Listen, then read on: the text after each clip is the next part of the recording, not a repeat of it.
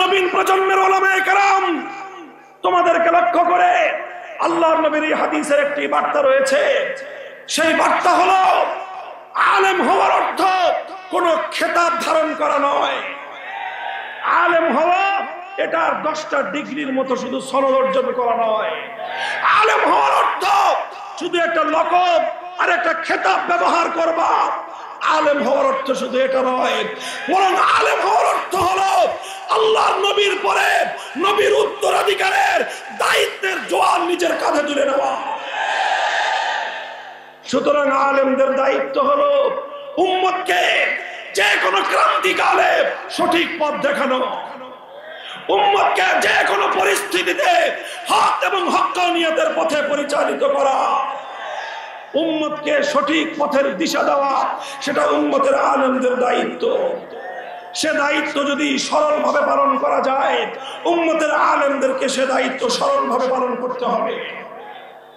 কিন্তু সে দায়িত্ব পালন করতে গিয়ে যদি জীবনের ঝুঁকি আসে, সে দায়িত্ব পালন করতে গিয়ে যদি কোন আলেমের উপর কোন হুমকি আসে, সে দায়িত্ব পালন করতে গিয়ে আলেম সমাজকে যদি জুলুম আর নির্যাতনের শিকার হতে হয়, হে উম্মতের আলেমগণ, মনে রেখো আল্লাহর নবী তোমার কাছে, আমার কাছে, আলেমদের কাছে এই ইতিম উম্মতকে আমানত রেখে গেছেন।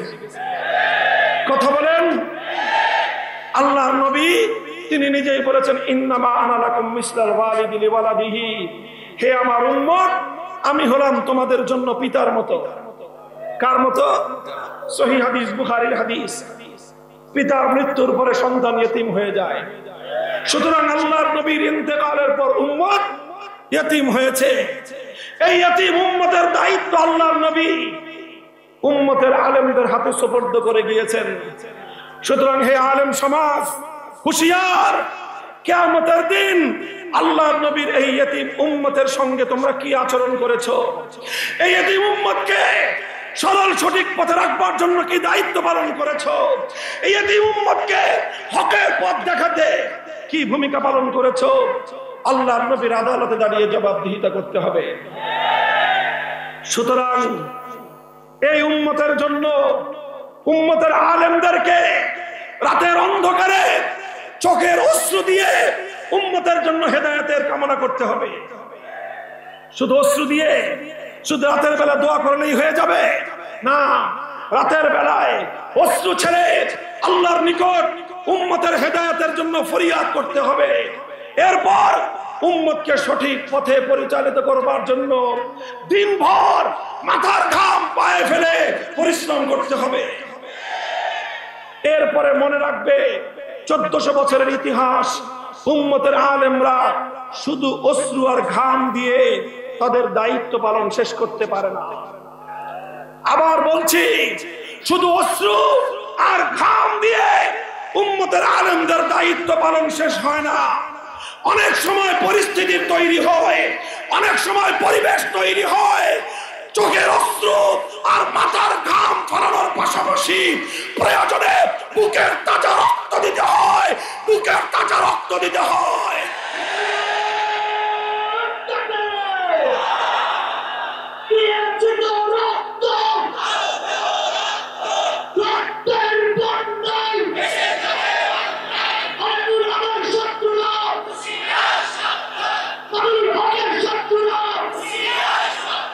মুহতারাম হাজিরিন, অনেকেই আমাদের উপর অনেক সময় বিরক্ত হয়, অনেকেই বিরক্ত হন।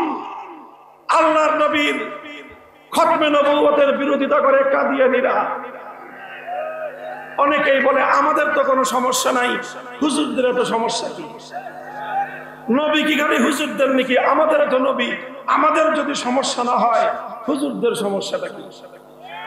অনেকে বলে আচ্ছা, আল্লাহর কোরআনের বিরুদ্ধে যদি আইন তৈরি হয়, যারা আইন করেছে এটা তাদের ব্যাপার, আমরা সাধারণ মানুষ আমাদের তো কোনো সমস্যা নাই, হুজুরদের সমস্যা কি? রাস্তার মোড়ে মোড়ে যখন শিরকি সংস্কৃতি প্রতিষ্ঠিত হয়, ইসলামী জনপদ থেকে যখন তাওহীদ এবং একত্ববাদের গৌরব এবং মর্যাদাকে ভুলুণ্ঠিত করা হয়, অনেকে এসে এসে তামসা দেখে। আর হুজুররা অস্থির হয়ে পড়ে। তখন তারা প্রশ্ন করে, এই মামুনুল হক সাহেবের সমস্যা কি? এই হুজুরদের সমস্যা কি? বুঝো না হুজুরদের সমস্যাটা কি? বুঝো না আমাদের সমস্যাটা কি? আমাদের সমস্যা হলো আমাদেরকে আল্লাহ এবং তার রাসূলের কাছে জবাব দিতে হবে। শাহজালাল মুজাররদি আমানি এদেশে এসেছিলেন তাওহীদের ঝান্ডা সমুন্নত করতে, শিরকের সমস্ত অপবিত্রতাকে সেই সুরমা নদীতে ভাসিয়ে দিতে। এভাবেই হাজার বছর ধরে উম্মতের আলেম সমাজ আল্লাহর দ্বীনের ঝান্ডা সমুন্নত করতে গিয়ে রক্ত দিয়েছেন, জীবন দিয়েছেন। রক্ত দেওয়ার কথা শুনলে অনেকে আবার আরে হুজুররা খালি রক্ত রক্ত বলে কেন? খালি রক্ত তো বলি নাই আমি। প্রথমে কি বলেছি? অশ্রু দিতে বলেছি। কি বলেছি? কাঁদবেন কাঁদবেন। আল্লাহর দরবারে শেষ রজনীতে আলেমরা উম্মতের হেদায়েতের জন্য কান্নাকাটি করবে। 1 নম্বর চোখের অশ্রু দিবে। 2 নম্বর কি বলেছি? ঘাম দিতে বলেছি, ঘাম ঝরানো পরিশ্রম করবে। এরপর কি বলেছি? রক্ত আর ঘামে যদি কাজ না হয়, রক্ত আর ঘামে যদি কাজ না হয়, আল্লাহর নামের 1000 বার শপথ করে বলছি, উম্মতের দায়িত্বের আমানত পালন করবার জন্য শুধু নিজে নয়, নিজের পুত্র পরিজন সন্তান সন্ততিকে হাসি মুখে শাহাদাতের পথে কুরবান করে দিতে আমরা প্রস্তুত।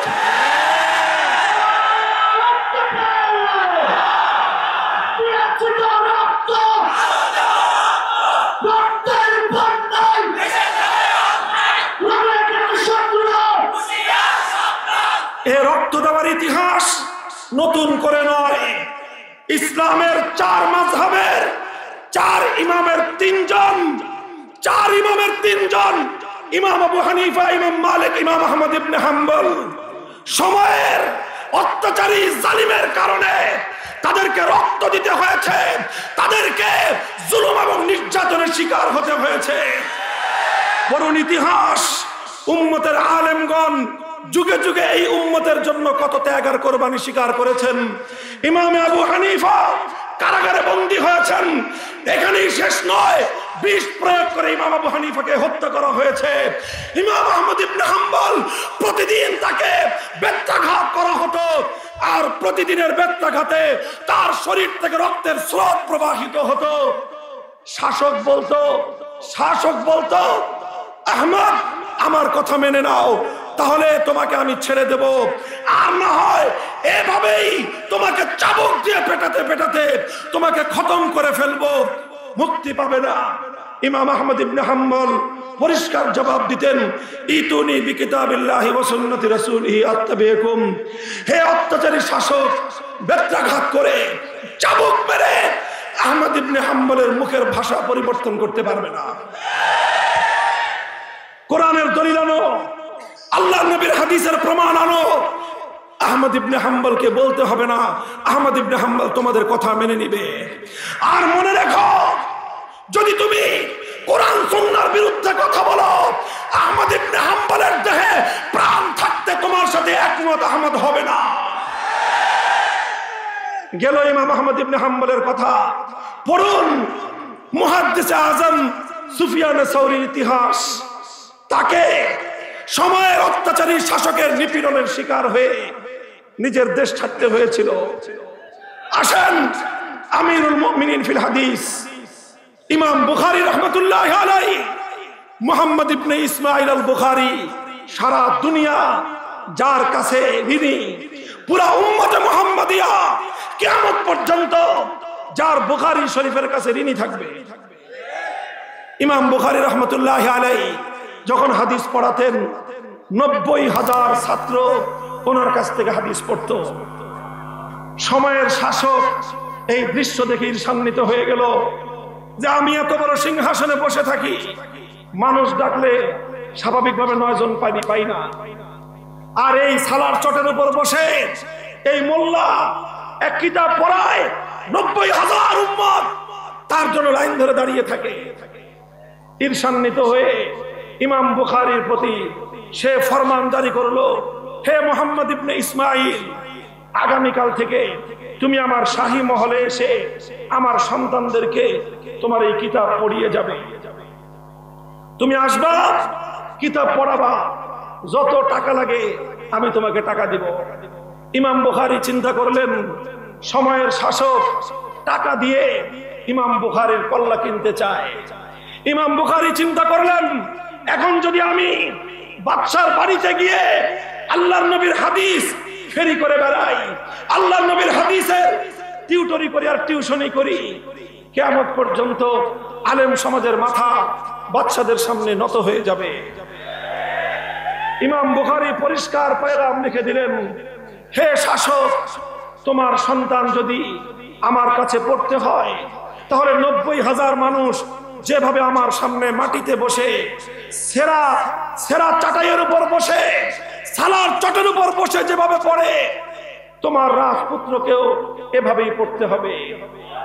ইন্নী লা উযিল্লুল ইলম ওয়ালা আহমিলুহু ইলা বাবিল উমারা, ইন্নী লা উযিল্লুল ইলম ওয়ালা আহমিলুহু ইলা বাবিল উমারা। আমি আল্লাহর নবীর হাদিসের এই ইলমকে অপমান করতে পারবো না। আমি এই ইলমের সম্মান নিয়ে কোন রাজ দরবারে টিউটরি করতে পারবো না।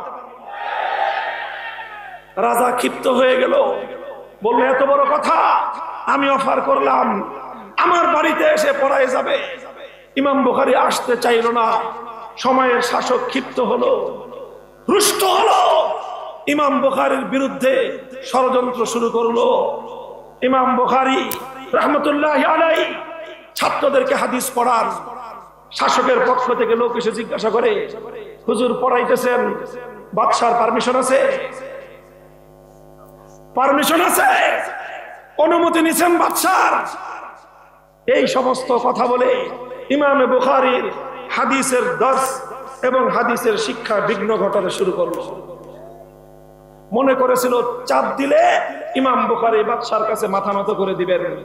ইমাম বুখারী চিন্তা করলেন, এই যুগে যদি আমি বাদশার এই উৎপীড়ন, তার এই হয়রানির সামনে যদি আমি মাথা নত করে দেই, কিয়ামত পর্যন্ত উম্মতের আলেমদের মাথা নত হয়ে যাবে। তিনি চিন্তা করলেন, মাদ্রাসা বন্ধ হতে পারে, দেশ ছাড়তে পারি, জীবন দিতে পারি, আসমানি ওয়াহির ইলমের এই আমানত, এই আমানতের গৌরব ভুলণ্ঠিত হতে দেব না।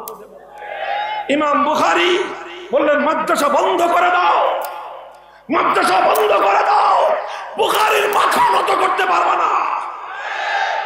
ইমাম বুখারীকে দেশ ছাড়তে হলো। সেই ইতিহাসের সুপ্রসিদ্ধ নগর বুখারা, যেই বুখারায় ইমাম বুখারীর জন্ম, ওনার অবস্থান, ওনার সারা জীবন কেটেছে, মাতৃভূমি থেকে তাকে দেশান্তরিত হতে হলো। চলে গেলেন।